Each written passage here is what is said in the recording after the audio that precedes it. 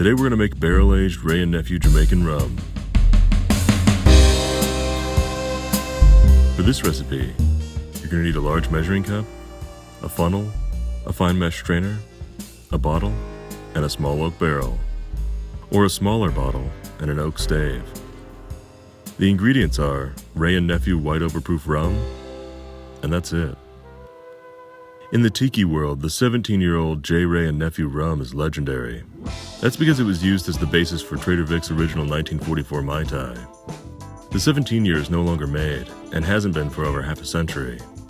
But luckily, Wray Nephew's unaged overproof rum is still widely available, and we can age it at home. To age it, you're going to want to use a new barrel, one that you haven't used previously for cocktails or other spirits. That's because there will be traces of flavor left behind from the previous agings. That being said, the barrel I'm using comes from bluegrass barrels, which sources their wood from used bourbon barrels. So that means there will be some bourbon-like characteristics in the wood, which is fine because it's not uncommon for rum or other spirits to be aged in used bourbon barrels. And even if you used your bourbon barrel previously to age some poor man's Pappy, you'd probably still be cleared for landing with the Wray Nephew. It's just that the bourbon characteristics would be a little more pronounced in the final rum. Using a 1-liter barrel, I found that 30 days was a good benchmark. It gave it some good hints of maple and vanilla without going overboard on the oakiness. If you're not using a barrel, another way to age your rum would be to use an oak stave in a glass bottle. This method will get your rum to a very similar place. Only I found that it took twice as long. At 30 days with the oak stave, the color had changed, but the nose and flavor were still extremely young and hot.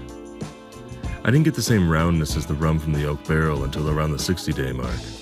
Then it was ready to compete. It wasn't one for one the same, but it was really close.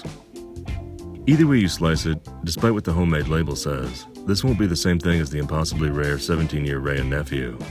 But it will make a really interesting, big, rounded, funky rum that mellows some of the medicinal heat of its unaged counterpart. And it'll get you closer to that profile that Vic described as medium-bodied, but with a rich pungent flavor that was nutty and snappy. And unless you're using it at a high-octane exotic drink, you'll probably want to lower the proof from 126 to somewhere between 93 and 86 proof. That way it can be used for some wonderful results in more common drinks that call for Jamaican rum. And you'll also be able to stretch the bottle a little further. Before we get started, we're going to have to cure the barrel. Do this by filling it with warm water and dumping it out again. It may leak from the head or the butt. In that case, you'll need to cure it again and again until it's ready to go. The idea is to get the water to expand the wood until it creates a watertight seal. Once it's cured, it's time to add the booze. Because I'm using a 1-liter barrel and have a 1-liter bottle of Wray Nephew, I'm not going to measure it. Just unplug the bung, pop in the funnel, and pour it in the barrel. Pull out the funnel, plug in the bung, and wait. In the case of a 1-liter barrel, 3 to 4 weeks is the sweet spot. If you have a bigger barrel, you'll most likely have to age it a little longer. You don't want to leave it in too long, unless you really like a strong presence of oak in your rum. It's always a good idea to taste a little along the way. That way you can see how it's progressing. It may take a little more or a little less time depending on the barrel and its environment and how many times you've used it. With this one, 30 days is a good benchmark, but let your taste buds be the judge. When it gets to the right place, unplug the bung, turn your spigot, and drain the barrel. It's normal to lose a little in the process. Stick in a funnel and pour it in your bottle using a fine mesh strainer. That'll help pick up any bits of charred oak that might have come through. Then slap on a homemade label and you're good to go. If you're using an oak stave instead, it'll be a very similar process. Pop a funnel in your bottle, pour in your rum. In this case, 375 milliliters, or about 12.5 ounces. Drop in your oak stave, plug up the top, and wait. With this method, I found that 60 days got it to the right place. But be sure to taste it every couple weeks to see how it's progressing. Once it's good to go, fine strain it into a measuring cup.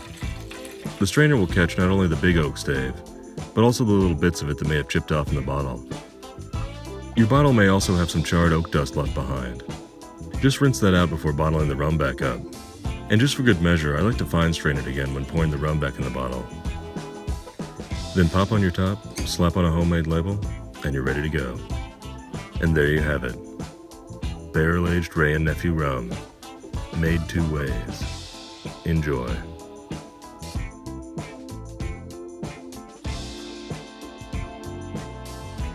Click here for more videos. Be sure to subscribe and check us out on Facebook, Twitter, and Instagram. For links, more info, and the printed recipe, check out the description below.